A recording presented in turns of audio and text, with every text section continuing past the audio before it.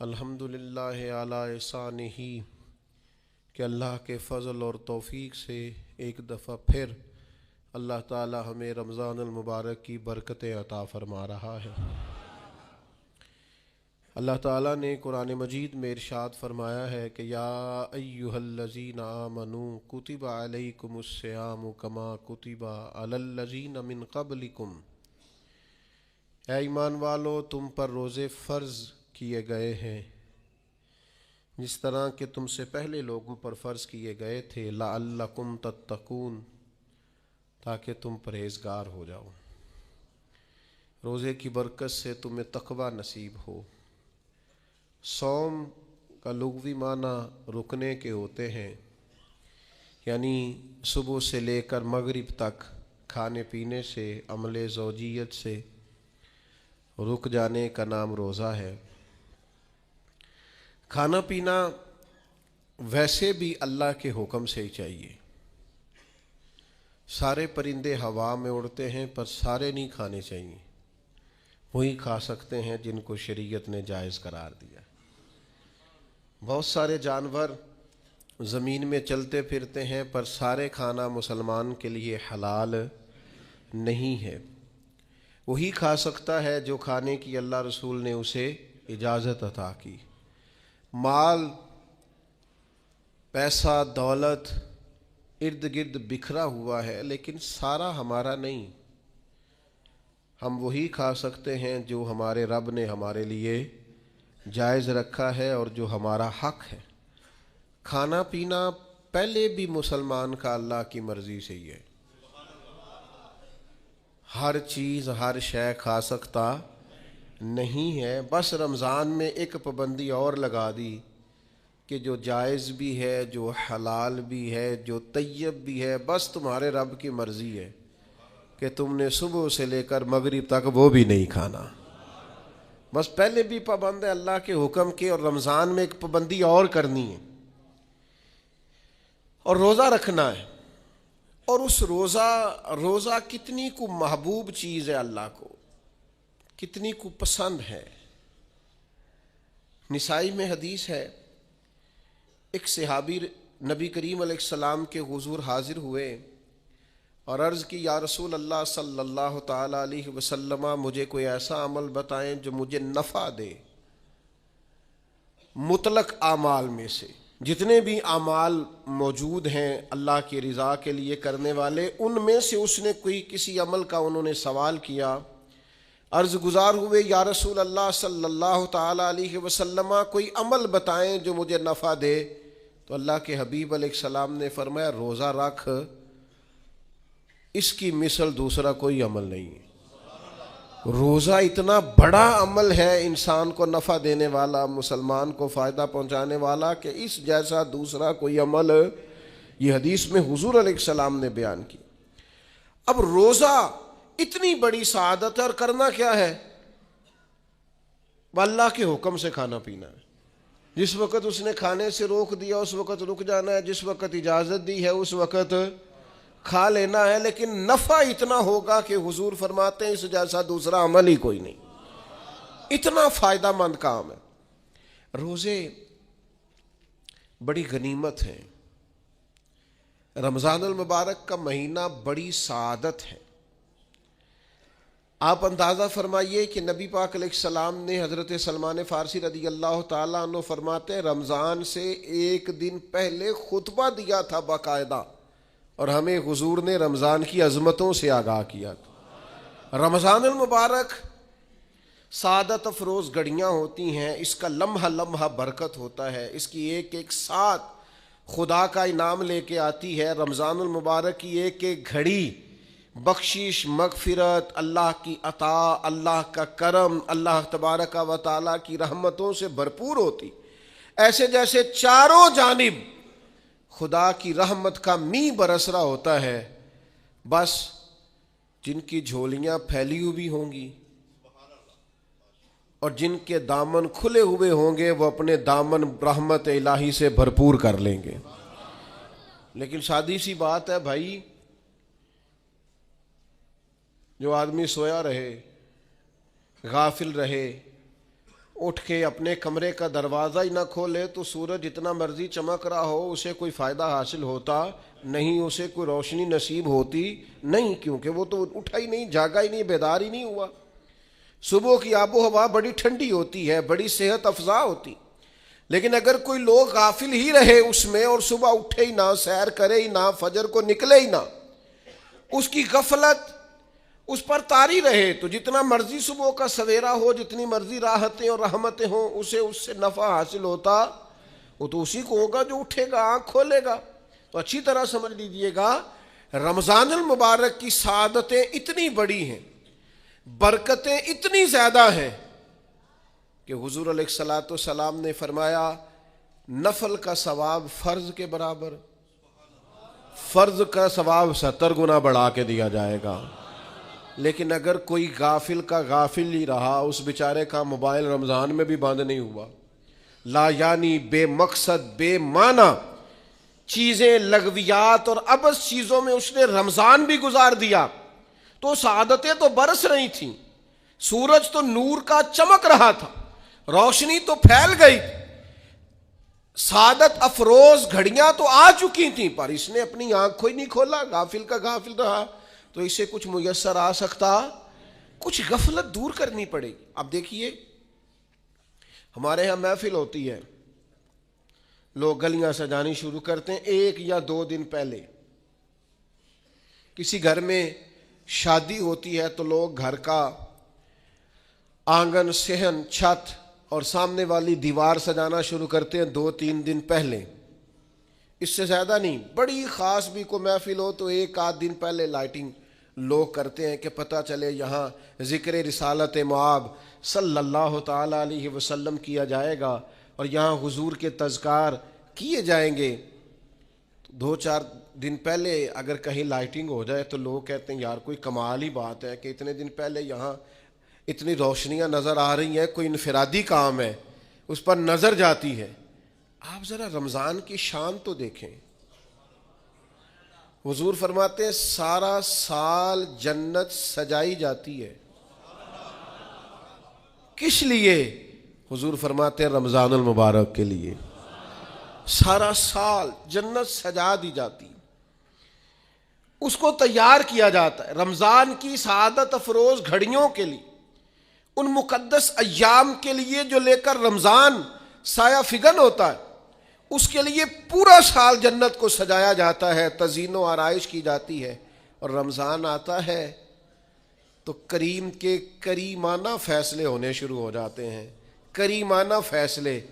ایک کریمانہ فیصلہ ہوتا ہے کہ دوزخ کے دروازے بند کر دو اور جنت کے سارے ہی دروازے کھول دو، اس کو راستہ کیا گیا ہے پھر۔ آپ کو پتہ ہے ایک انوکھی بات بھی آپ سے کرنی ہے، قانون نافذ کرنے والے اداروں کو نا مجرموں کا پتہ ہوتا ہے، ان کو پتہ ہوتا ہے کس کسی جگہ کچھ فسادی لوگ ہیں، وہ دیکھتے ہیں نا ملک میں کوئی خاص مہمان آ رہا ہے جو ملک کے لیے فائدہ مند ہے اور وطن کے لوگ اور وطن کو اس سے فائدہ ہوگا، استفادہ کریں گے لوگ اس کے آنے سے، وہ کیا کرتے ہیں ان فسادیوں کو پہلے بند کر دیتے ہیں، کہتے ہیں ایسا نہ ہو کہ یہ آ کے کوئی خرابی کرے،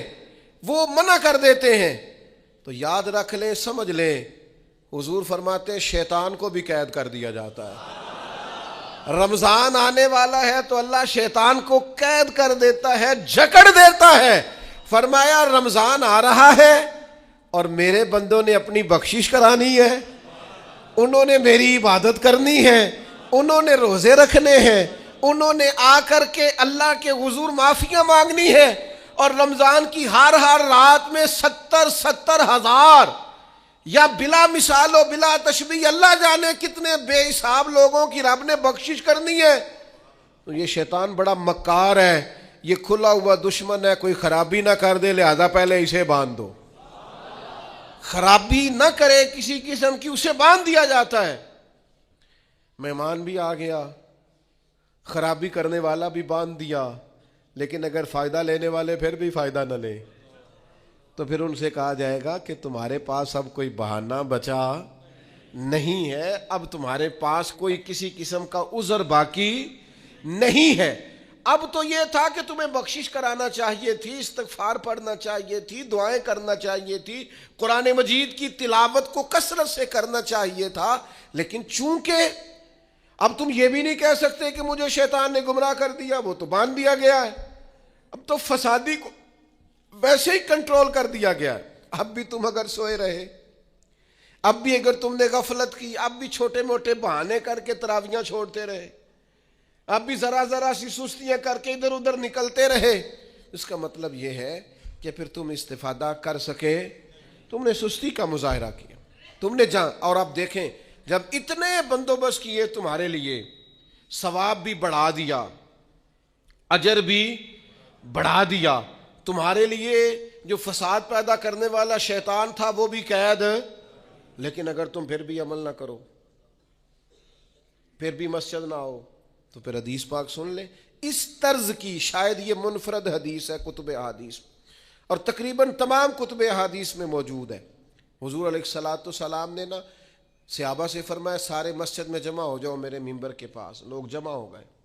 تو اللہ کے حبیب علیہ السلام نے ایک قدم ممبر کی سیڑھی پہ رکھا، فرمایا آمین، پھر دوسری سیڑھی پہ قدم رکھا تو فرمایا آمین، پھر تیسری پہ قدم رکھا تو فرمایا آمین۔ تو صحابہ کو بڑا تجسس ہوا، انہوں نے بعد میں عرض کی یا رسول اللہ صلی اللہ تعالی علیہ وسلم کرم فرمائے، بندہ نوازی کریں، ہماری رعایت کر دیں، یہ کیا معاملہ تھا؟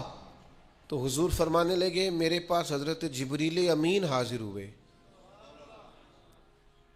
یہ رحمت للعالمین نبی کی بات سنا رہا ہوں، حضور کریم ہے، کریم فرماتے ہیں کہ حضرت جبریل آئے اور میں نے ابھی ممبر کی پہلی سیڑھی پر قدم رکھا تھا تو انہوں نے عرض کی یا رسول اللہ صلی اللہ تعالی علیہ وسلم ہلاک ہو جائے وہ شخص جو آپ کا نام سنے اور آپ پر درود و سلام نہ پڑھے۔ تو میں نے کہا آمین۔ پھر حضرت جبریل عرض گزار ہوئے یا رسول اللہ صلی اللہ تعالی علیہ وسلم وہ ہلاک ہو جائے جس نے بڑھاپے میں والدین کو پایا اور ان کی خدمت کر کے بخشش نہ حاصل کر سکا۔ میں نے کہا آمین، اور کریم فرمانے لگے پھر حضرت جبریل نے عرض کی یا رسول اللہ ہلاک ہو جائے وہ شخص جس کو زندگی میں رمضان ملا، جس کو اس ماہ نور و سرور شہر رمضان الذی انزل فیہ القرآن، رمضان کا وہ مہینہ جس میں ہم نے قرآن نازل کیا، جس کو ماہ مبارک، ماہ نور و سرور، ماہ طیب، ماہ مبارک رمضان ملا، پھر وہ اپنی بخشش نہ کرا سکا، وہ ہلاک ہو جائے۔ تو حضور فرماتے میں نے بھی کہا آمین، اللہ تعالی ہم سب کو محفوظ فرمائے۔ میں عرض کر چکا ہوں کہ جب ثواب بھی بڑھا دیا گیا اور جب طاقت بھی بڑھا دی گئی عبادت کی، اور جب برکتیں بھی زیادہ ہو گئیں، نعمتیں بھی زیادہ ہو گئیں، رکاوٹ ڈالنے والا، رخنا ڈالنے والا شیطان بھی قید کر دیا گیا، تو اب بھی کوئی شخص اگر توجہ ہی نہ کرے، رجوع ہی نہ کرے، تو پھر اس کے لیے یہ حکم آیا کہ وہ ہلاک ہو جائے، پھر وہ برباد ہو جائے۔ جب اتنی سعادتیں موجود ہیں، اتنے بندوبست کیے گئے ہیں، جنت کو سجایا گیا ہے، رمضان شریف میں 2-4 کام ضرور کرنے، ایک تو روزہ رکھنا ہے۔ کچھ ہمارے پنجابی بہانے بھی ہیں، پنجابی بہانے، میں جی مزدوری کرنی ہوندی ہے نا، پھر روزہ تو نہیں نہ رکھ ہوندا۔ اللہ نے نہیں سی پتا کہ مزدوری کرنی ہے، تو اللہ نے کیوں فرض کیا روزہ؟ ہلکے سے لوگ بیمار ہوتے ہیں، بالکل معمولی سے، کوئی ایسا عذر نہیں، روزہ چھوڑ دیتے۔ ذرا ذرا سی باتیں لے کر لوگ، آپ یقین کریں، اہمیت کو نہیں سمجھتے، اور بعض صرف سست ہیں، غافل ہیں، منہ پھیرے ہوئے ہیں۔ اگر یہ ایک حدیث سمجھ میں آ جائے نا، ترغیب و ترہیب میں اور دیگر کتب حدیث میں بھی موجود ہے، حضور نے فرمایا جس نے رمضان کا ایک روزہ چھوڑ دیا، زندگی بھر بھی روزے رکھے، وہ فضیلت نہیں پا سکتا جو رمضان کا روزہ سے فضیلت اسے ملنی تھی۔ اتنی بڑی بات ہے، آپ اس کو سمجھ لیں، اتنے سعادت افروز روزے ہیں رمضان کے۔ تو کوشش کریں اپنے آپ کو مینج کریں، مینٹین کریں چیزوں کو، اپنی صحت کا خیال کریں۔ میں تو دوستوں سے کہا کرتا ہوں رمضان سے پہلے جو ایام ہے پہلے سے بڑھ کر اپنی طبیعت کا خیال رکھیں تاکہ رمضان میں کوئی کسی قسم کی طبیعت میں بھی کمزوری پیدا نہ ہو اور صحیح صحت مندی کے ساتھ انسان رمضان شریف کے روزے گزار سکے۔ دوسری بات ہے رمضان میں خوب قرآن مجید پڑھنا ہے۔ شہر رمضان الذی انزل فیہ القرآن، رمضان ہی کا تو وہ مہینہ جس میں قرآن نازل کیا گیا۔ نبی کریم صلی اللہ تعالیٰ علیہ وسلم رمضان المبارک میں حضرت جبریل امین علیہ السلام کے ساتھ قرآن مجید کا دور فرمایا کرتے۔ حضور حضرت جبریل کو پارہ سناتے اور جناب جبریل نبی کریم علیہ السلام کو سناتے۔ یہ دور ہوتا ہے قرآن مجید کا۔ اللہ نے کتنی زیادہ توفیق دی ہے، ہر مسجد میں تراویح میں قرآن پڑھا جاتا ہے۔ تھوڑی ہمت کریں، تھوڑی کوشش کریں۔ ہمارے بزرگ فرمایا کرتے تھے ایک پارہ گھر میں پڑھا کرو قرآن مجید کا تاکہ تمہیں دیکھ کے بچے بھی پڑھیں، اور ایک پارہ مسجد میں تلاوت کیا کرو، اور ایک رات کو تراویح میں 3 پارے روز قرآن مجید کے ہو جائیں گے تو انشاءاللہ تعالی رمضان ختم ہوگا تو 3 قرآن پاک بھی ختم ہو جائیں گے۔ یہ ارادہ کریں، یہ پروگرام بنائیں، خوب قرآن مجید سے دلچسپی پیدا کریں۔ تیسرا کام رمضان میں جو کرنے والا وہ ہے کثرت سے استغفار۔ کچھ غلطیاں نا ہم کرنا نہیں چاہتے، ہم سے ہو جاتی ہیں۔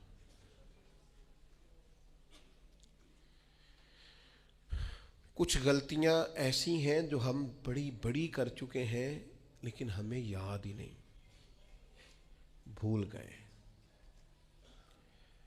کچھ خطائیں ہم سے ایسی سرزد ہوتی ہیں جو لاشعوری میں ہو جاتی، ہمیں سمجھ ہی نہیں ہوتی کہ یہ خطا ہے اور اتنی بڑی ہے۔ کسی شخص کو بعض اوقات کوئی ایسی بات کہہ دیتے ہیں کہ ہماری نظر میں وہ بات معمولی ہوتی ہے پر وہ بیچارہ ساری رات سو نہیں سکتا۔ رمضان کا مہینہ ہے اپنے رب سے معافی مانگنے کا مہینہ، اس سے توفیق مانگنے کا مہینہ، اس کے حضور حاضر ہونے کا مہینہ۔ میں آپ کی خدمت میں عرض کروں، حضرت عائشہ صدیقہ فرماتی ہیں نبی پاک نے فرمایا صلی اللہ تعالی علیہ وسلم، جس سے اللہ نے قیامت والے دن حساب پوچھ لیا نا اس کے لیے مشکل ہو جائے گا۔ حساب بھئی یسیرہ یہ ہے کہ وہ مہربانی فرمائے اور فیصلہ جب کرے تو کرے ہی درگزر والا، فرمائے جا تجھے معاف کیا۔ رمضان کا خاص مہینہ ہے، سحری میں بھی دعا قبول ہوتی ہے، افطار میں بھی دعا قبول ہوتی ہے، صبح سے لے کے افطاری تک بندہ ہر وقت عبادت میں ہوتا ہے۔ تراویح کے بعد بھی دعائیں مانگے تو وقت قبولیت کا ہے۔ میرے بھائیوں، رمضان کی راتیں بھی قبولیت کی، آخری طاق راتوں کی شان قبولیت کی، لیلۃ القدر قبولیت کی۔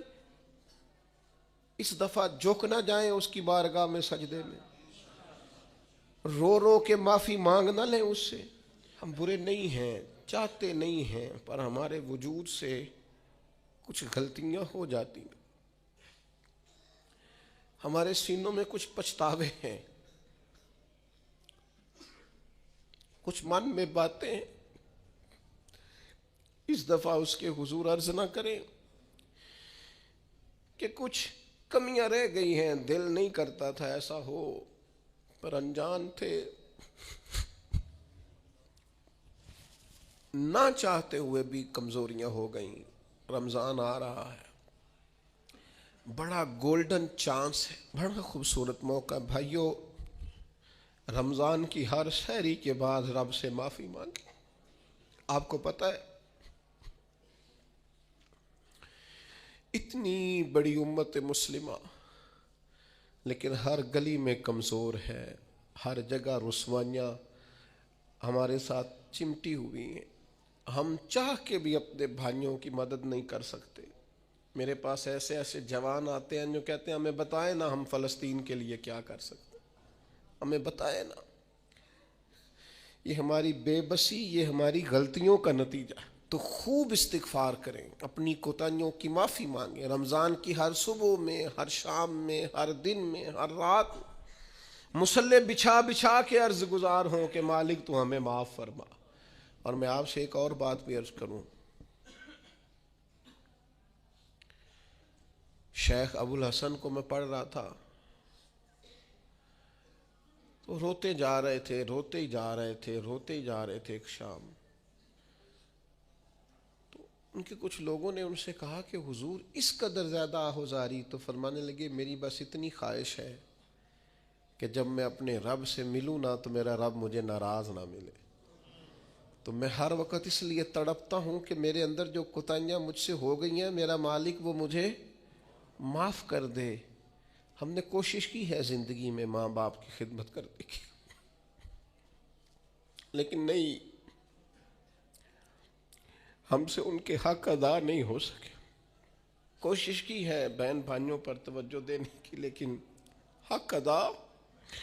نہیں ہو سکے۔ چاہیے تھا اولاد کی تربیت بڑی شاندار کرتے، لیکن سہولتیں کچھ زیادہ دے بیٹھے، لاڈ پیار کچھ زیادہ کر سکے، ان کی تربیت کا بھی صحیح حق ادا۔ اللہ نے عزتیں زیادہ دی تھی، جواب میں ہماری خدمتیں تھوڑی۔ ہم اپنے رب کی بارگاہ کی حاضریوں کے بھی حق ادا نہیں کر سکے۔ اس نے ہمیں نوازا زیادہ ہے، ہمارا شکر کم ہے۔ ہم اس کا حق ادا کرنے کا کام یہ ہے میرے بھائیوں کہ رمضان میں خوب استغفار کریں۔ ہم سے جو کمیاں رہ گئی ہیں اس پورے ماہ مبارک میں، اپنے مالک سے عرض کریں کہ مالک اس ماہ مبارک میں جنہیں تو معاف کرنے والا ہے ان میں ہمارے بھی نام شامل فرما، ہمارے بھی نام شامل فرما۔ اور بھی عرض کرنی ہے، ان کے لیے بھی دعائیں کرنی ہے رمضان میں جو ہم سے بچھڑ گئے، جو مٹی تلے جا کے آرام فرما ہو گئے۔ یہ رمضان المبارک چونکہ بخشش مانگنے کا مہینہ ہے، اللہ کے حضور معافی مانگے ان کے لیے بھی، ہمارے اپنوں کے لیے، ماں باپ کے لیے، عزیز و اقربا کے لیے، کہ اللہ کریم ان کی قبروں کو بھی ٹھنڈا کرے، ان کے حال پہ بھی رحمت کی نظر کرے، ان کے لیے بھی مالک آسانیاں کرے۔ خوب دعائیں مانگے رمضان میں، خوب دعا۔ اور جو محتاج ہیں، جو تنگ دست ہیں، جو غریب ہیں، جن کو زمانہ گزر گیا ہے، دوستوں کو، احباب کو، مخیر حضرات کو متوجہ کرتے ہوئے وہ بھی تھوڑی توجہ کریں۔ اس سال رمضان کے ماہ مبارک میں دنیا داروں کو چھوڑ کے رب کی طرف متوجہ نہ ہو، اس کریم کی بارگاہ میں اپنی ساری تکلیفیں بیان نہ کرے۔ بیمار بھی آئیں، مقروض بھی آئیں، تنگ دست بھی آئیں، بے اولاد بھی آئیں، کمزور بھی آئیں، سارے جھکیں، روزہ رکھ کے، تراویح پڑھ کے، قرآن پڑھ کے، اپنے سارے دکھ اپنے مالک کے حضور بیان کر کے اس ماہ مبارک کی ہر رات میں اس سے بخشش کا سوال کریں،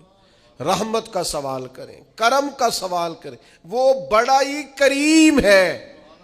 حضور فرماتے ہیں، رب کہتا ہے مجھے حیا آتی ہے میرا بندہ ہاتھ اٹھائے اور میں اس کے ہاتھ خالی واپس کر دوں، بس آنے کی دیر ہے۔ اور ایک مقام پہ اللہ کے حبیب علیہ السلام نے فرمایا بندہ جب اعتراف گناہ کر کے معافی مانگتا ہے اللہ فوراً ہی اسے معاف فرما دیا کرتا۔ چوتھا کام جو اس ماہ مبارک میں بہت زیادہ کرنا ہے وہ یہ ہے کہ حضور نے فرمایا یہ صبر کا مہینہ ہے، صبر بہت کرنا ہے۔ ایک تو صبر ہوتا ہے نا مصیبت پہ صبر، ایک خواہشات پر بھی صبر ہوتا ہے کہ خواہشیں پیدا ہو رہی ہیں پر صبر کرنا ہے اللہ کی رضا کے لیے، یہ بھی صبر ہے۔ نیکی پر استقامت کے لیے بھی صبر کی ضرورت ہوتی، گناہ چھوڑنے کے لیے بھی صبر کی ضرورت ہوتی۔ آپ کے پاس مواقع موجود ہے معاذ اللہ برائی کے، لیکن اگر آپ صبر کرتے ہیں اللہ کی رضا پہ راضی رہتے ہیں تو یہ بھی صبر ہے۔ نبی پاک علیہ السلام نے روزہ دار کو صبر کرنے کا کہا، فرمایا تو تم نے کوئی بےہودہ بات نہیں کرنی، کوئی گالم گلوچ نہیں کرنی، اور اگر کوئی تم سے لڑائی جھگڑا کرے، کوئی بےہودہ بات کرے تو تم نے کیا کہنا؟ انی صائم مرتین، تم نے 2 مرتبہ کہنا ہے بھائی میں تو روزہ دار ہوں۔ کوئی جھگڑا کرنا چاہے، لڑائی کرنا چاہے، برا بھلا کہے، کوئی الجھانا چاہے تو کہنا انی صائم، میں روزہ دار ہوں۔ یہ وظیفہ یاد کریں گے؟ کیا کہنا ہے؟ یہ وظیفہ ہے پورے رمضان کا، یہ بخاری میں حضور نے بتایا ہے۔ کوئی جھگڑا کرے گھر کے باہر بھی، اور گھر کے اندر بھی کوئی جھگڑا کرنے لگے، جھگڑا ہونے لگے تو کہنا انی صائمون، میں، اور ایک دفعہ نہیں کہنا، مرتین، حضور نے فرمایا 2 دفعہ کہنا، میں روزہ دار ہوں، میں کوئی جھگڑا نہیں کروں گا، کوئی فساد نہیں کروں گا، کسی بےہودہ بات کا جواب نہیں دوں گا۔ کیوں؟ اس لیے کہ میری ایک شان ہے، میں روزہ دار ہوں، میں اس وقت ایک منصب پر فائز ہوں، میں روزہ دار ہوں، یہ وظیفہ پکانا ہے ہر بےہودہ بات سے، ہر جگہ۔ اور حضور علیہ السلام نے فرمایا، یہ بھی بخاری میں موجود ہے، فرمایا جس نے جھوٹ بولنا اور اس پر عمل کرنا نہیں چھوڑا، اللہ کو اس کے بھوکا پیاسا رہنے کی کوئی حاجت نہیں ہے۔ جھوٹ ہی نہیں چھوڑا اس نے، ابھی بھی جھوٹ بول رہا ہے، روزہ رکھ کے بھی جھوٹ پر عمل کر رہا ہے، اللہ تعالیٰ کو اس کے بھوکا پیاسا رہنے کی کوئی حاجت نہیں ہے۔ تو روزہ رکھنا ہے، پھر اس کی تھوڑی سی حفاظت بھی کرنی۔ پھر آگے چلیے، 5ویں گزارش، نبی پاک نے فرمایا رمضان غم خاری کا مہینہ ہے۔ آپ کو پتہ ہے جو بندہ روزہ نہ رکھ سکے کسی خاص مجبوری کی وجہ سے، بیماری کی وجہ سے، کسی عذر کی وجہ سے، تو قرآن مجید نے کیا کہا؟ وہ ایک مسکین کو کھانا کھلائے۔ روزے کا فدیہ یہ ہے کہ پھر وہ کیا کرے، روزہ نہیں رکھ سکتا تو مسکین کی خدمت کرے۔ شرعی حکم یہ ہے کہ کسی نے اگر روزہ توڑ دیا رمضان کا تو 60 روزے رکھے کفارے میں، 60 نہیں رکھ سکتا تو پھر 60 مسکینوں کو کھانا کھلائے۔ تو بار بار روزے میں مسکین کا ذکر آ رہا ہے۔ نبی کریم صلی اللہ تعالی علیہ وسلم نے ارشاد فرمایا، جس شخص نے کسی روزہ دار کو افطاری کرائی تو اللہ تبارک و تعالی افطاری کرانے والے کی بخشش بھی فرما دے گا، اور فرمایا جتنا اجر روزہ رکھنے والے کو ملے گا اتنا ہی اجر اللہ افطار کرانے والے کو بھی عطا فرمائے گا۔ بسم اللہ الرحمن الرحیم۔ سامعین و ناظرین، ماہ رمضان المبارک میں رات کو جو عبادت کی جاتی ہے جسے نماز تراویح سے تعبیر کیا جاتا ہے، اس کا شرعی حکم کیا ہے؟ نماز تراویح کے متعلق ہمارے امام کاشف الغمہ سراج الامہ، امام الائمہ، امام اعظم ابو حنیفہ رضی اللہ تعالی عنہ کا اور دیگر ائمہ کا موقف یہ ہے کہ نماز تراویح سنت مؤکدہ ہے۔ اب رہی یہ بات کہ سنت مؤکدہ کس سنت کو کہا جاتا ہے، اس کی تعریف کیا ہے؟ سب سے پہلے علامہ شامی نے جو اس کی تعریف کی ہے وہ آپ کے سامنے پیش کرتا ہوں۔ علامہ شامی سنت مؤکدہ کی تعریف کرتے ہوئے فرماتے ہیں کہ انما واظب علیہ مع ترک ما بلا عذر سنت۔ آپ اسی تعریف کو علامہ بدر الدین عینی حنفی رحمہ اللہ تعالی کی البنایہ شرح الہدایہ میں دیکھیں، انہوں نے جو تعریف کی ہے اس کی وہ یہ تعریف ہے، السنت ما واظب علیہ النبی صلی اللہ علیہ وآلہ وسلم ولم یترکہ الا لعذر۔ یعنی ان دونوں عبارات کا جو مفہوم اور خلاصہ ہے وہ یہ ہے کہ سنت مؤکدہ وہ سنت رسول صلی اللہ علیہ وآلہ وسلم ہے کہ جس پر نبی کریم رؤوف الرحیم صلی اللہ علیہ وسلم نے مداومت اور ہمیشگی اختیار کی ہو اور اس کو بلا عذر ترک نہ فرمایا ہو۔ یعنی اگر نبی کریم صلی اللہ علیہ وسلم نے اس کو چھوڑا ہو، اس کو ترک فرمایا ہو تو کسی عذر کی بنا پر، اس کو سنت مؤکدہ کہا جاتا ہے۔ تو نماز تراویح یہ سنت مؤکدہ ہے، یہ ایسی سنت ہے کہ نبی کریم رؤوف الرحیم صلی اللہ علیہ وآلہ وسلم کی قولی، فعلی اور تقریری سنت ہے کہ نبی کریم صلی اللہ علیہ وسلم نے اپنی زبان اطہر سے بول کر بھی اس کی ترغیب دلائی، اس کا حکم ارشاد فرمایا، اور خود نبی کریم صلی اللہ علیہ وسلم نے بنفس نفیس جماعت کے ساتھ اس نماز تراویح کو ادا بھی فرمایا۔ اور اسی طرح صحابہ کرام رضوان اللہ علیہم اجمعین کو نماز تراویح پڑھتے ہوئے دیکھ کر نبی کریم رؤوف الرحیم صلی اللہ علیہ وسلم نے ان کی تصویب و تحسین بھی فرمائی۔ سب سے پہلے جو نبی کریم رؤوف الرحیم صلی اللہ علیہ وسلم کی فعلی حدیث مبارکہ ہے اور نماز تراویح کی سنت ہونے پر دلالت کرتی ہے، بخاری شریف رقم نمبر 2012 پر یہ حدیث مبارکہ موجود ہے۔ ام المؤمنین سیدہ عائشہ صدیقہ رضی اللہ تعالی عنہا آپ راویہ ہیں، آپ فرماتی ہیں اخبرت ان رسول اللہ صلی اللہ علیہ وآلہ وسلم خرج لیلۃ من جوف اللیل فصلی فی المسجد، نبی کریم رؤوف الرحیم صلی اللہ علیہ وآلہ وسلم ایک دن رات کو مسجد میں تشریف لے گئے اور آپ نے مسجد میں جا کر صحابہ کرام رضوان اللہ علیہم اجمعین کو نماز پڑھائی۔ وصلی رجال بصلاتہ، تو لوگوں نے نبی کریم رؤوف الرحیم صلی اللہ علیہ وآلہ وسلم کے پیچھے یہ نماز پڑھی۔ فاصبح الناس فتحدثوا فاجتمع اکثر منهم، جب صبح ہوئی تو صحابہ کرام رضوان اللہ علیہم اجمعین نے اس کا تذکرہ فرمایا، تو فاجتمع اکثر منهم فصلوا معهم فاصبح الناس، تو اگلے دن اس سے زیادہ لوگ جمع ہو گئے۔ جب تیسرا دن آیا تو صحابہ کرام رضوان اللہ علیہم اجمعین نے پھر تذکرہ کیا اور جن صحابہ تک پہلے خبر نہیں پہنچی تھی ان تک بھی پہنچی، تو صحابہ کرام رضوان اللہ علیہم اجمعین اس کثرت کے ساتھ مسجد میں جمع ہو گئے کہ حدیث مبارکہ کے الفاظ ہیں وَقَصُرَ أَهْلُ الْمَسْجِدِ مِنَ اللَّيْلَةِ الثَّالِثَةِ، کہ تیسری رات میں کثرت کے ساتھ صحابہ جمع ہوئے۔ فخرج رسول اللہ صلی اللہ علیہ وسلم فصلوا بصلاتی، حضور نے نماز پڑھائی، صحابہ کرام رضوان اللہ علیہم اجمعین نے آپ کے پیچھے نماز پڑھی۔ فلما كانت الليلة الرابعة عجز المسجد عن اہلہ، جب چوتھا دن آیا تو صحابہ کرام رضوان اللہ علیہم اجمعین اس کثرت کے ساتھ مسجد میں جمع ہوئے کہ مسجد کم پڑ گئی، صحابہ کرام رضوان اللہ علیہم اجمعین اس میں سما نہیں پا رہے تھے۔ حتی خرج لصلاۃ الصبح، نبی کریم رؤوف الرحیم صلی اللہ علیہ وآلہ وسلم صحابہ کے اس کثرت کے ساتھ مسجد میں آنے کے باوجود باہر تشریف نہیں لائے۔ جب صبح ہوئی حضور تشریف لائے، اقبل علی الناس فتشہد ثم قال، لوگوں کی طرف متوجہ ہوئے اور آپ نے خطبہ کے بعد یہ فرمایا اما بعد فإنه لم يخف علی مکانکم ولکنی خشیت ان تفرد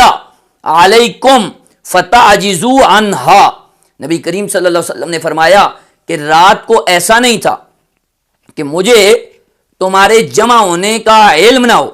فرمایا مجھ پر یہ بات مخفی نہیں تھی، میرے علم میں تھا کہ تم سب جمع ہو، لیکن اس کے باوجود میں تشریف نہیں لایا، تمہیں نماز نہیں پڑھائی، اس لیے کہ مجھے یہ خوف تھا کہ کہیں نماز تراویح تم پر فرض نہ قرار دے دی جائے۔ یعنی نبی کریم رؤوف الرحیم صلی اللہ علیہ وآلہ وسلم نے اس نماز کو جو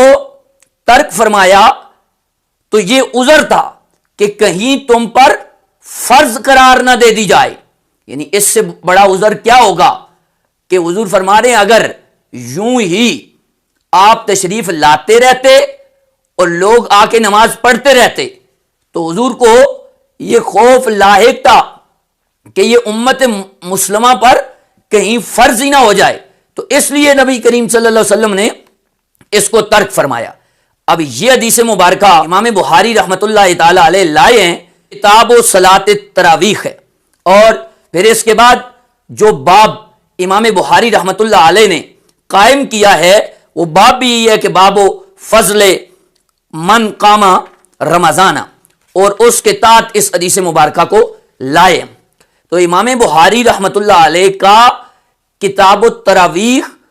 اور رمضان کا باب قائم کرنا اس بات کی دلیل ہے کہ نماز تراویح ایک علیحدہ مستقل نماز ہے جسے نبی کریم رؤوف رحیم صلی اللہ علیہ وسلم نے ادا فرمایا ہے، اور یہ بخاری شریف کی حدیث سے ثابت ہے۔ اس بات کی وضاحت کی ضرورت اس لیے پیش آئی کہ جاوید گامدی یہ برملا کہتے ہوئے نظر آتا ہے کہ نماز تراویح کوئی نماز نہیں، اور اسی کی اتباع میں یہاں ہمارے اسلام آباد کے اندر چند وہ پیران عظام جن کا نہ کوئی دین ہے نہ کوئی مذہب ہے، اور وہ اپنے آپ کو منسوب کرتے ہیں حضرت بری امام سرکار رحمت اللہ تعالی علیہ سے، ان سے بھی سنا گیا کہ وہ کہتے ہیں کہ نماز تراویح کوئی نماز نہیں ہے۔ اور اس سے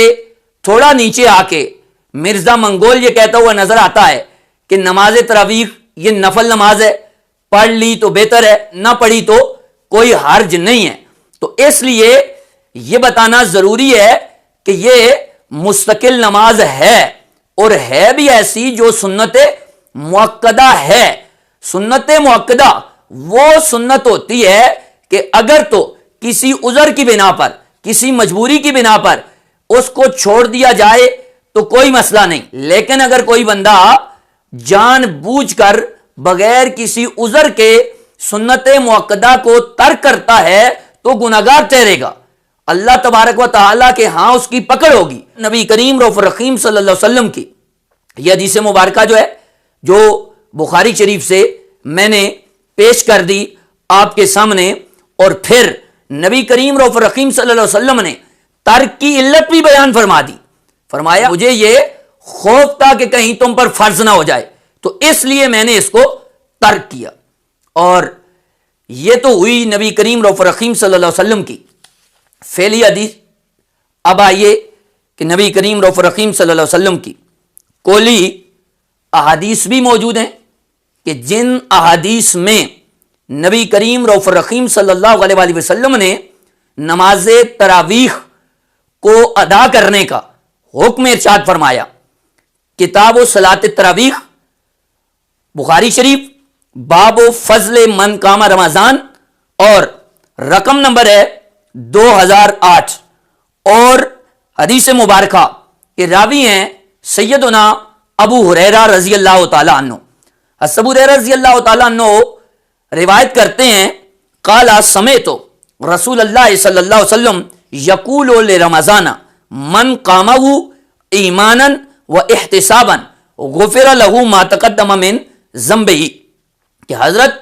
ابو ہریرہ رضی اللہ تعالیٰ عنہ کہتے ہیں کہ میں نے نبی کریم صلی اللہ علیہ وسلم کو یہ فرماتے ہوئے سنا کہ حضور نبی کریم رؤوف رحیم صلی اللہ علیہ وآلہ وسلم نے رمضان کی عظمت، رفعت اور شوکت کو بیان کرتے ہوئے ارشاد فرمایا کہ جو رمضان کی راتوں میں ایمان و احتساب کے ساتھ، یعنی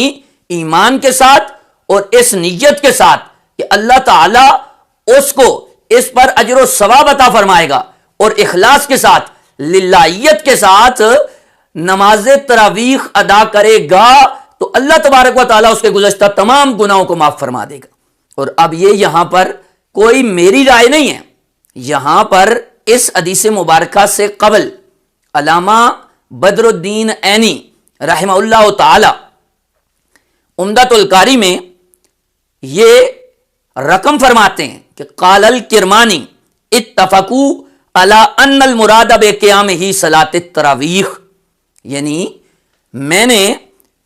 رمضان کی راتوں میں قیام کرنے کا جو معنی نماز تراویح کیا ہے یہ کوئی میری ذاتی رائے نہیں۔ علامہ عینی فرما رہے ہیں کہ علامہ کرمانی نے یہ فرمایا ہے کہ اس پر تمام شارعین حدیث کا اتفاق ہے کہ یہاں پر رات کے قیام سے مراد صلاۃ تراویح ہے، اور یہی بات امام نووی شارح صحیح مسلم انہوں نے بھی بیان کی کہ المراد بقیام رمضان صلاۃ التراویح، کہ رمضان میں رات کے قیام سے مراد صلاۃ تراویح ہے۔ اسی طرح اس کے بعد جو حدیث مبارکہ رقم نمبر 2009 ہے بخاری شریف میں، اسی کتاب اور اسی باب میں، اس میں بھی نبی کریم رؤوف الرحیم صلی اللہ علیہ وآلہ وسلم نے نماز تراویح کی عظمت کو بیان کرتے ہوئے اور امت کو اس کی ترغیب دلاتے ہوئے یہ ارشاد فرمایا. یہ بھی حضرت ابو ہریرہ رضی اللہ تعالی عنہ سے مروی ہے. حضرت ابو ہریرہ فرماتے ہیں ان رسول اللہ صلی اللہ علیہ وسلم قال من قام رمضان ایمانا و احتسابا غفر له ما تقدم من ذنبه او کما قال علیہ الصلوۃ والسلام. کہ نبی کریم رؤوف رحیم صلی اللہ علیہ وسلم نے ارشاد فرمایا کہ جس نے ایمان اور احتساب، اخلاص للہیت، نیت ثواب کے ساتھ رمضان کی راتوں میں قیام کیا، نماز تراویح ادا کی، اللہ تبارک و تعالی اس کے گزشتہ تمام گناہوں کو معاف فرما دیتا ہے. تو آپ ملاحظہ کیجئے کہ اس سے پہلے ہم نے بخاری شریف سے ہی کتاب و صلاۃ تراویح سے آپ کے سامنے نبی کریم صلی اللہ علیہ وسلم کے فعل کو بیان کیا کہ نبی کریم صلی اللہ علیہ وسلم نے خود 3 دن مسلسل باجماعت نماز تراویح پڑھی بھی اور صحابہ کرام رضوان اللہ علیہم اجمعین کو پڑھائی بھی، اور پھر ان 2 احادیث کو جو بخاری کی صحیح احادیث ہیں آپ کے سامنے بیان کیا کہ نبی کریم صلی اللہ علیہ وسلم نے صحابہ کرام کو اور قیامت تک آنے والی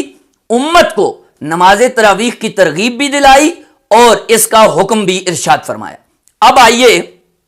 حضور نبی کریم صلی اللہ علیہ وسلم کی سنت کی جو تیسری قسم ہے وہ ہے سنت تقریری. سنت تقریری میں بھی نماز تراویح کے متعلق یہ واضح طور پر موجود ہے کہ صحابہ کرام رضوان اللہ علیہم اجمعین نے حضور کے سامنے نماز تراویح پڑھی، نبی کریم صلی اللہ علیہ وسلم نے ان کی تصویب اور تحسین فرمائی.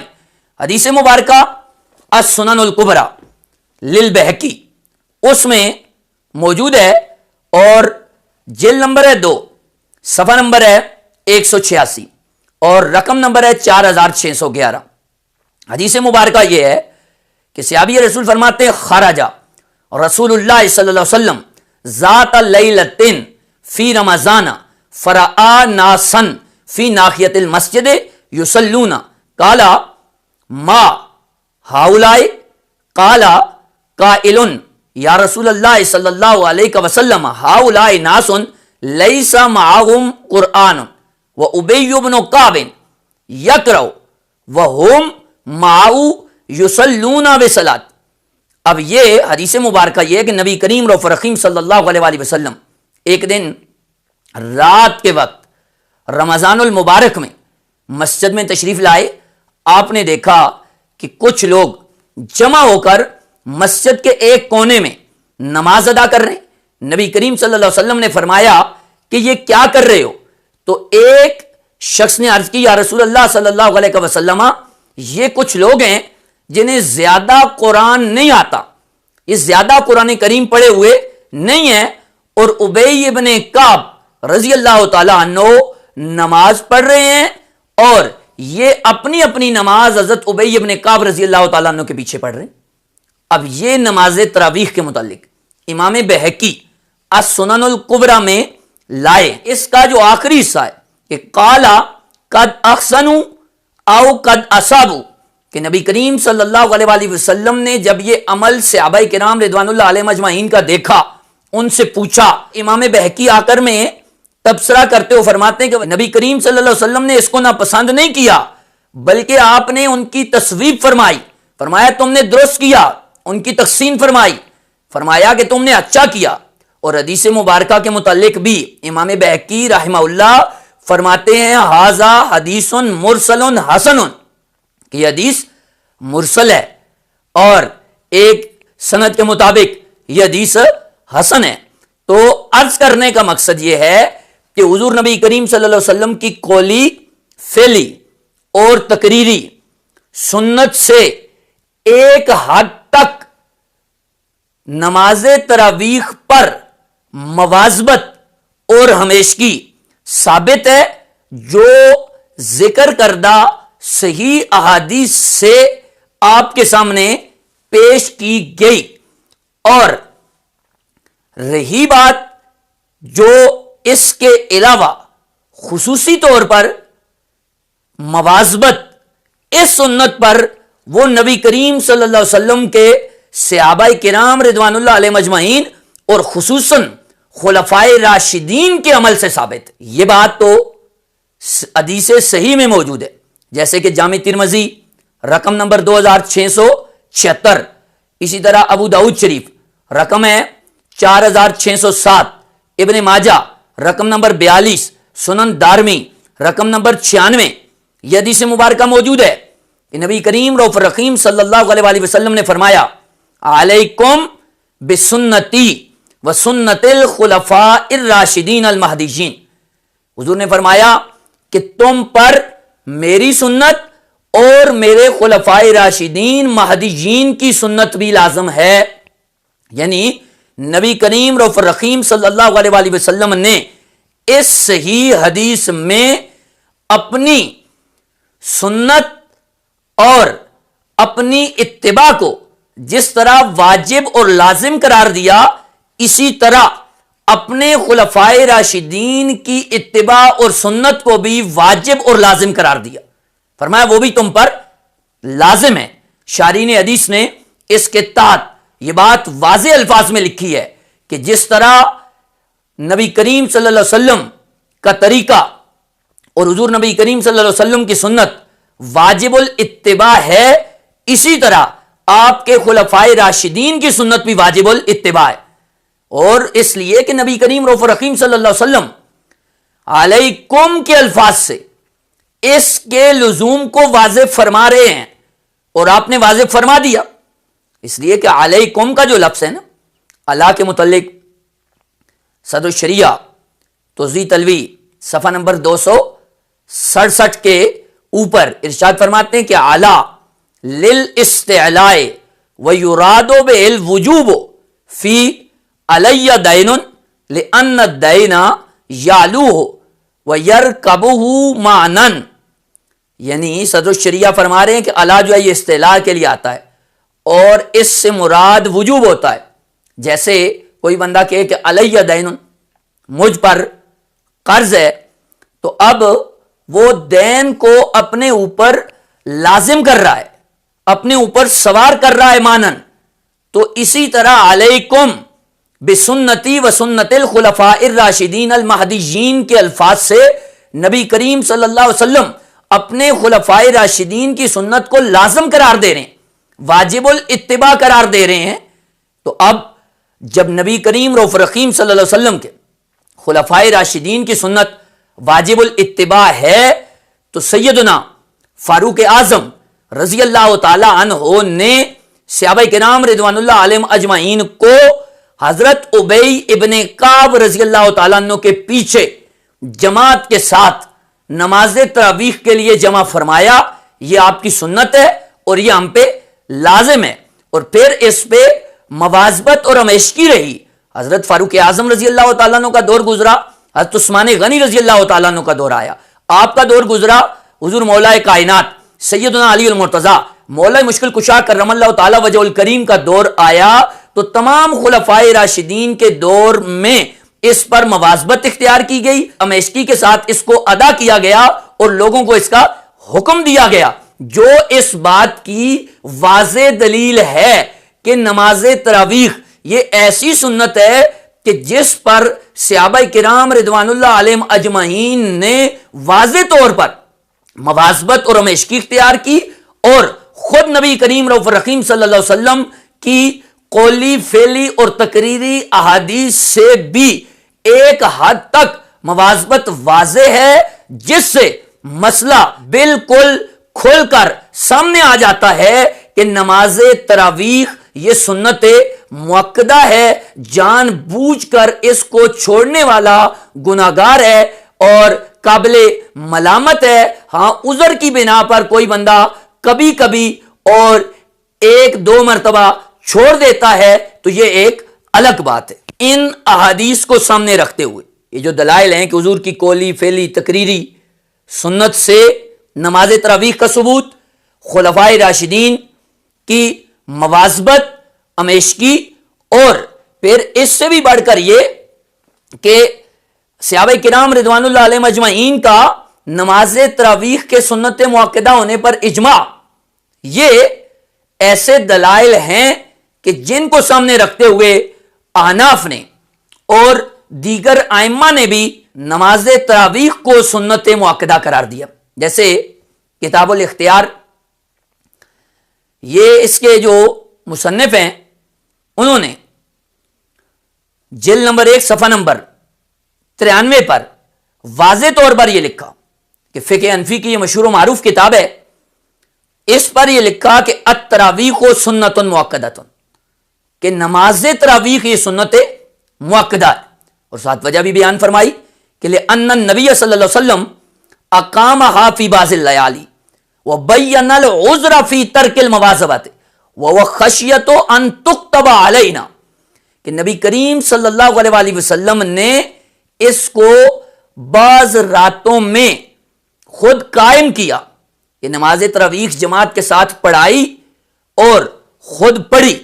پھر نبی کریم صلی اللہ علیہ وسلم نے جو اس کو ترک فرمایا تو ایک بہت بڑا عذر تھا، اور اس عذر کو بیان کیا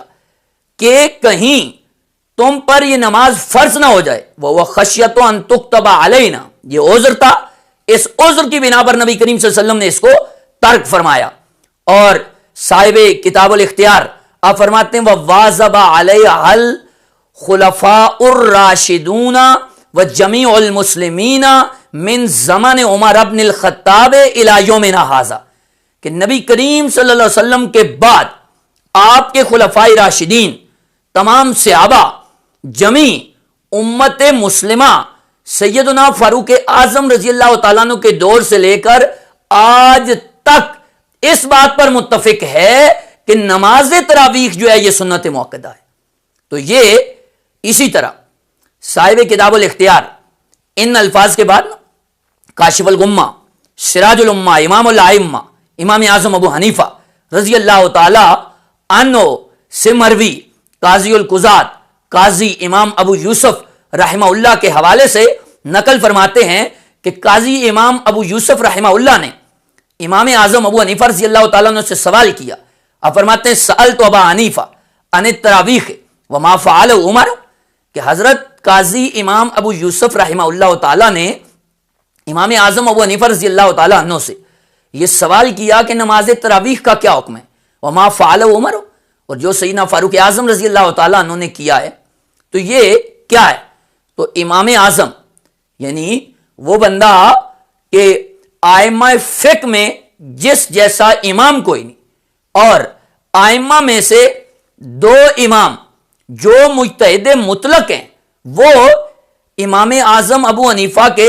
شاگردوں میں آتے ہیں. اور اس سے بڑھ کر امام اعظم کا اعزاز یہ ہے کہ آپ تابعی ہیں. جو شیخ محقق شیخ عبدالحق محدث دہلوی رحمۃ اللہ علیہ نے ذکر کیا ہے حدیث کی تعریف کرتے ہوئے، تو آپ نے فرمایا کہ رسول اللہ صحابی اور تابعی تینوں کے قول فعل اور تقریر کو حدیث کہا جاتا ہے. یعنی جس کا قول فعل تقریر حدیث ہے وہ شخصیت امام اعظم ابو حنیفہ رضی اللہ تعالی عنہ. آپ نے قاضی امام ابو یوسف رحمہ اللہ کو فرمایا کہ التراویح سنت مؤکدہ، فرمایا نماز تراویح یہ سنت مؤکدہ ہے. اور فرمایا سیدنا فاروق اعظم رضی اللہ تعالیٰ عنہ نے خود ہی اس کو جاری نہیں فرمایا اور نماز تراویح کوئی بطور بدعت شروع نہیں کی، بلکہ ان کے پاس اصل موجود تھی کہ ان کے سامنے 3 دن تک تسلسل کے ساتھ با جماعت نبی کریم صلی اللہ علیہ وسلم نے اس نماز کو ادا فرمایا. صحابہ نے آپ کے پیچھے نماز پڑھی اور پھر نبی کریم صلی اللہ علیہ وسلم کی قولی اور تقریری احادیث بھی آ گئیں جو نماز تراویح پر دلالت کرتی ہیں اور نماز تراویح کو ثابت کرتی ہیں. اور پھر ان سب باتوں کے ساتھ ساتھ جب سیدنا فاروق اعظم رضی اللہ تعالیٰ نے یہ شروع فرما دی تو تمام صحابہ کرام رضوان اللہ علیہم اجمعین میں سے کسی ایک نے بھی اس کا انکار نہیں کیا. تو اس کا مطلب یہ ہوا کہ تمام صحابہ کرام رضوان اللہ علیہم اجمعین کا سکوت اختیار کرنا اور رضامند ہو جانا یہ اجماع ہو گیا. تو اجماعی دلیل سے نماز تراویح کا سنت مؤکدہ ہونا بالکل واضح اور ثابت ہو گیا. اور پھر فتاوی شامی میں بھی علامہ شامی نے اس کو ذکر کیا یہ سنت موقدہ، بلکہ اس سے پہلے تو در مختار کو دیکھیں، صاحب در مختار نے یہ لکھا کہ التراویح سنت مؤکدۃ لمواظبت خلفاء الراشدین للرجال والنساء اجماعا، کہ نماز تراویح جو ہے یہ سنت مؤکدہ ہے اس لیے کہ خلفاء راشدین نے اس پر مواظبت اختیار کی ہے، تو چونکہ خلفاء راشدین کی سنت رسول اللہ کی سنت کی طرح واجب الاتباع ہے، تو اس لیے اس پر مواظبت یہ اس کے سنت موقدہ ہونا کی دلیل ٹھہری، اور یہ مردوں اور عورتوں پر اجماعاً لازم ہے۔ اس کے اوپر علامہ شامی فرماتے ہیں وَحَقَا غیر واحد الاجماع علی سنیتہا، کہ یہ بات صرف صاحب در مختار کی نہیں ہے بلکہ کئی ایک علماء نے نماز تراویح کے سنت موقدہ ہونے پر اجماع نقل کیے۔ اسی طرح آپ کتاب الفقہ علی مذاہب الاربع، یعنی یہ تو سارا معاملہ تھا احناف کا، ان کا موقف اور دلائل، اور دیگر ائمہ نے بھی اس کو سنت موقدہ قرار دیا ہے، جیسا کہ کتاب الفقہ علی مذاہب الاربع کے اندر صفحہ نمبر 293 پر یہ نقل کیا گیا کہ صلاۃ التراویح حکمها و وقتها، یہ عنوان قائم کیا گیا، اور اس کے بعد صاحب کتاب الفقہ علی مذاہب الاربع وہ فرماتے ہیں کہ یہ سنت عین مؤکدۃ للرجال والنساء، کہ آئندہ ثلاثۃ من الائمۃ، کہ تینوں ائمہ کے نزدیک نماز تراویح یہ سنت موقدہ ہے۔ تو اس ساری بات سے یہ بات پایہ ثبوت کو پہنچتی ہے کہ جن فقہا نے اور ائمہ اعلام نے اس کو سنت موقدہ قرار دیا ہے وہ سنت موقدہ قرار دینے میں صحیح ہے، اور یہی بالکل صحیح اور مبنی بر ثواب مذہب اور موقف ہے، اور اس پر نبی کریم صلی اللہ علیہ وسلم کی سنت اور اجماع سے دلائل واضح طور پر موجود ہیں۔ واقع موجود ہے معاذ اللہ برائی کے، لیکن اگر آپ صبر کرتے ہیں اللہ کی رضا پہ راضی رہتے ہیں تو یہ بھی صبر ہے۔ نبی پاک علیہ السلام نے روزہ دار کو صبر کرنے کا کہا، فرمایا ایک تو تم نے کوئی بےہودہ بات نہیں کرنی، کوئی گالم گلوچ نہیں کرنی، اور اگر کوئی تم سے لڑائی جھگڑا کرے، کوئی بےہودہ بات کرے، تو تم نے کیا کہنا؟ انی صائم مرتین، تم نے 2 مرتبہ کہنا ہے بھائی میں تو روزہ دار ہوں۔ کوئی جھگڑا کرنا چاہے، لڑائی کرنا چاہے، برا بھلا کہے، کوئی الجھانا چاہے تو کہنا انی صائم، میں روزہ دار ہوں۔ یہ وظیفہ یاد کریں گے؟ کیا کہنا ہے؟ یہ وظیفہ ہے پورے رمضان کا، یہ بخاری میں حضور نے بتایا ہے۔ کوئی جھگڑا کرے گھر کے باہر بھی اور گھر کے اندر بھی، کوئی جھگڑا کرنے لگے، جھگڑا ہونے لگے تو کہنا انی صائم، میں، اور 1 دفعہ نہیں کہنا، مرتین، حضور نے فرمایا 2 دفعہ کہنا، میں روزہ دار ہوں، میں کوئی جھگڑا نہیں کروں گا، کوئی فساد نہیں کروں گا، کسی بےہودہ بات کا جواب نہیں دوں گا۔ کیوں؟ اس لیے کہ میری ایک شان ہے، میں روزہ دار ہوں، میں اس وقت ایک منصب پر فائز ہوں، میں روزہ دار ہوں۔ یہ وظیفہ پکانا ہے ہر بےہودہ بات سے، ہر جگہ۔ اور حضور علیہ السلام نے فرمایا، یہ بھی بخاری میں موجود ہے، فرمایا جس نے جھوٹ بولنا اور اس پر عمل کرنا نہیں چھوڑا، اللہ کو اس کے بھوکا پیاسا رہنے کی کوئی حاجت نہیں ہے۔ جھوٹ ہی نہیں چھوڑا اس نے، ابھی بھی جھوٹ بول رہا ہے، روزہ رکھ کے بھی جھوٹ پر عمل کر رہا ہے، اللہ تعالیٰ کو اس کے بھوکا پیاسا رہنے کی کوئی حاجت نہیں ہے۔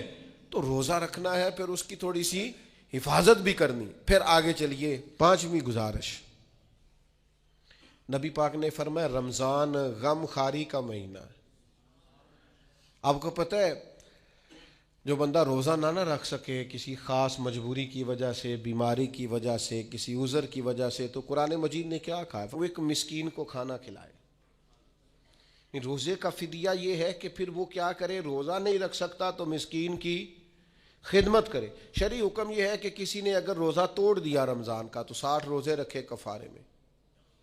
60 نہیں رکھ سکتا تو پھر 60 مسکینوں کو کھانا کھلائے۔ تو بار بار روزے میں مسکین کا ذکر آ رہا ہے۔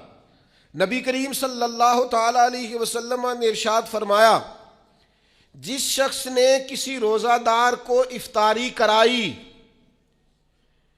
تو اللہ تبارک و تعالی افطاری کرانے والے کی بخشش بھی فرما دے گا، اور فرمایا جتنا اجر روزہ رکھنے والے کو ملے گا اتنا ہی اجر